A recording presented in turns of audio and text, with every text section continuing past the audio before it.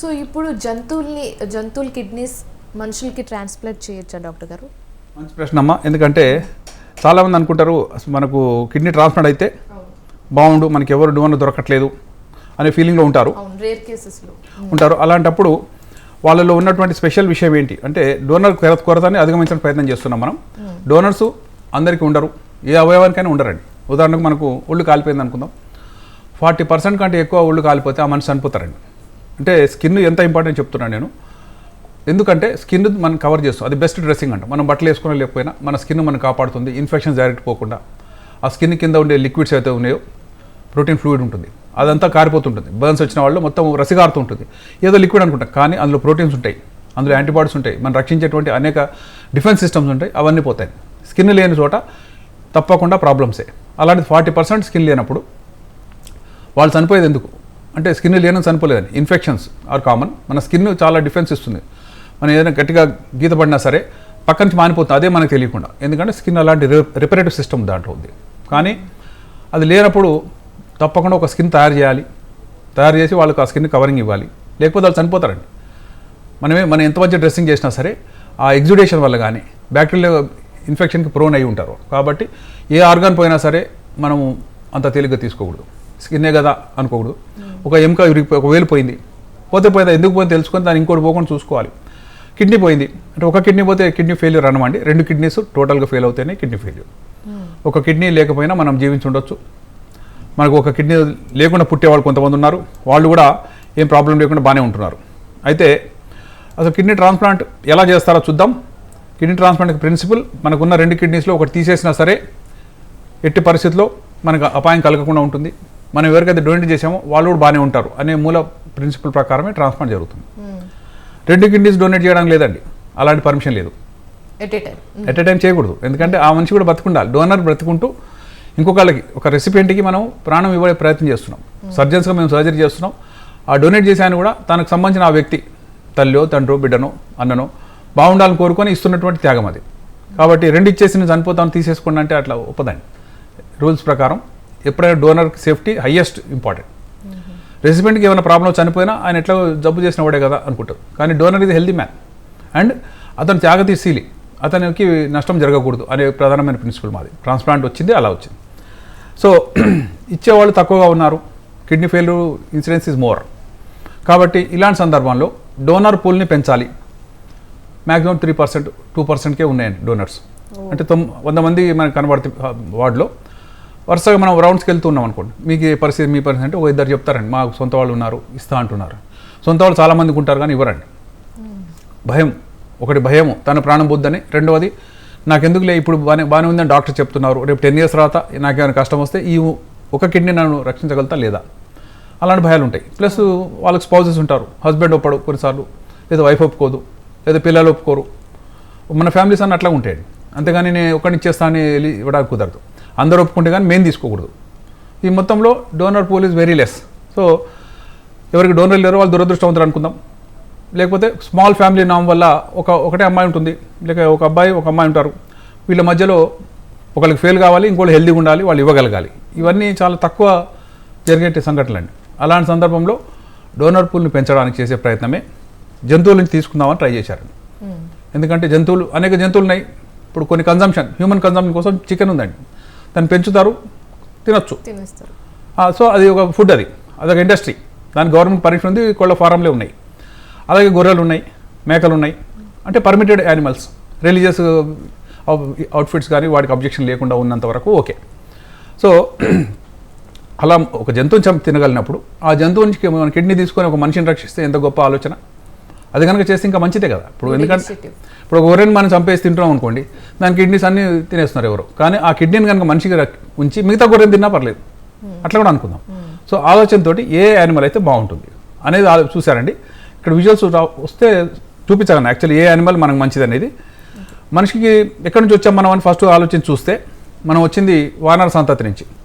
అంటే మనం చెప్పడానికి కొంచెం ఇబ్బంది పడుతుండొచ్చు, లేక మనం మర్చిపోవడానికి ప్రయత్నం చేస్తాం. మనం కోతుల నుంచి వచ్చామంటే ఎవరికి నచ్చదని.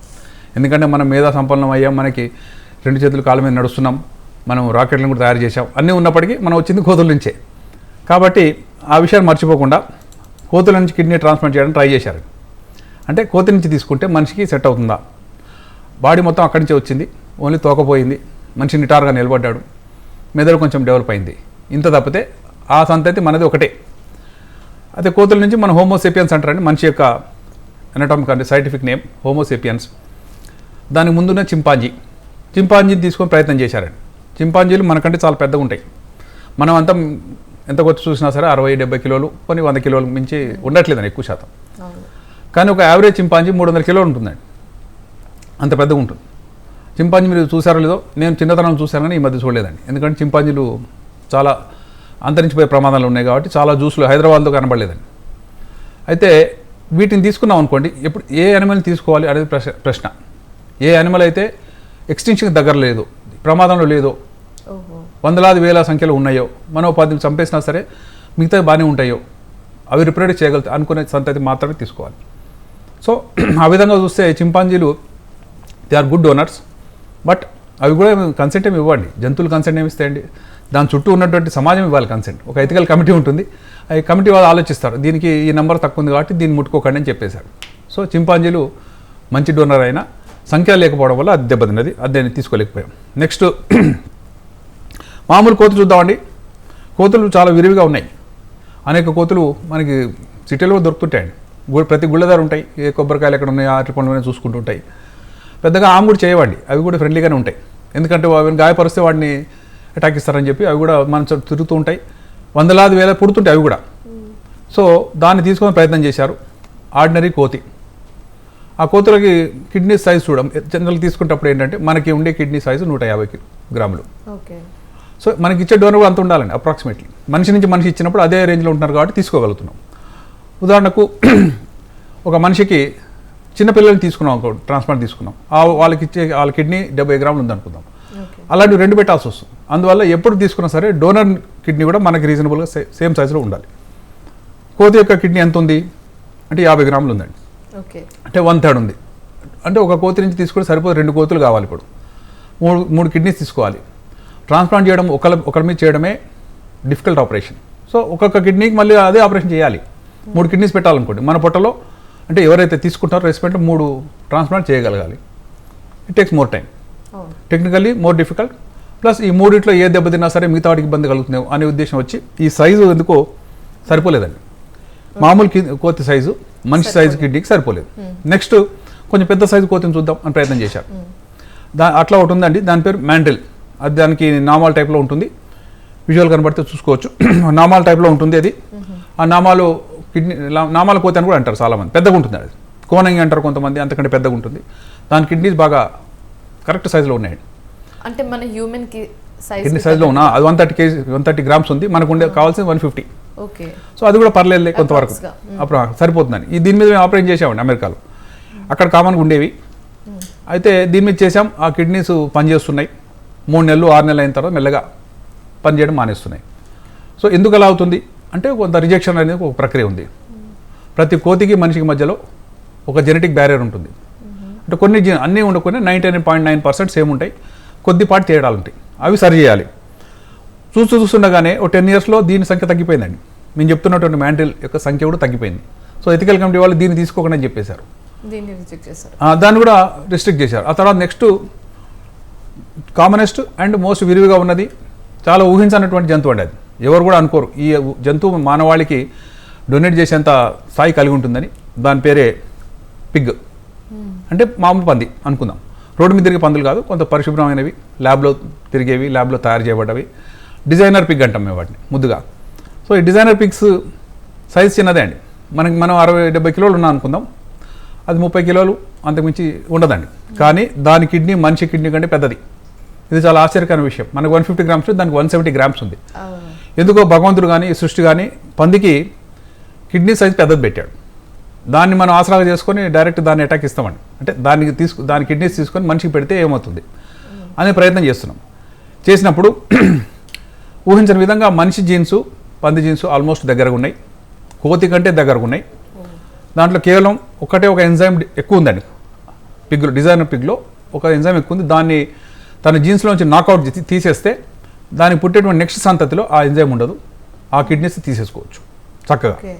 సో అలాంటి డిజైనర్ పిగ్స్కి జెనెటిక్ ఇంజనీరింగ్ ద్వారా ఆ ఎంజైమ్ తీసేశారు.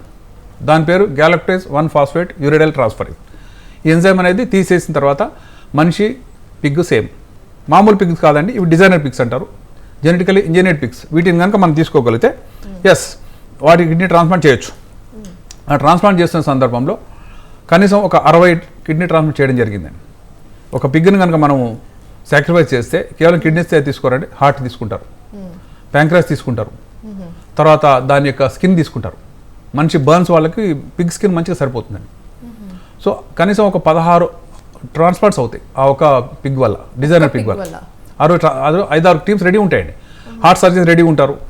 దానికి అనెస్థీషియా ఇచ్చి దాన్ని సాక్రిఫైస్ చేస్తున్నట్టు అందరూ ప్రేయర్ చేస్తారు. ప్రేయర్ చేసిన తర్వాత ఎందుకంటే ప్రాణం ఇస్తుంది మనందరి కోసం అని చెప్పి మనుషులను రక్షించడానికి చేసేటువంటి ఈ ప్రాణిని మనం దైవం సమానంగా భావించి అందరూ ప్రేయర్ చేసి కన్నీళ్లు కార్చాలి. ఆ తర్వాత ఆపరేషన్ స్టార్ట్ చేసుకోవాలి.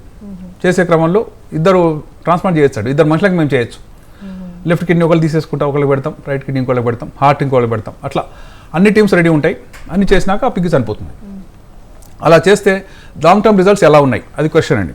లాంగ్ టర్మ్ రిజల్ట్స్ బాగున్నాయా లేదా అది ఎలా తెలిసిందంటే ఈ ట్రాన్స్ప్లాంట్ అయిన 9 ఇయర్స్కి రెసిపెంట్ ఒక ఆయన యాక్సిడెంట్లో చనిపోయాడండి. ఓకే.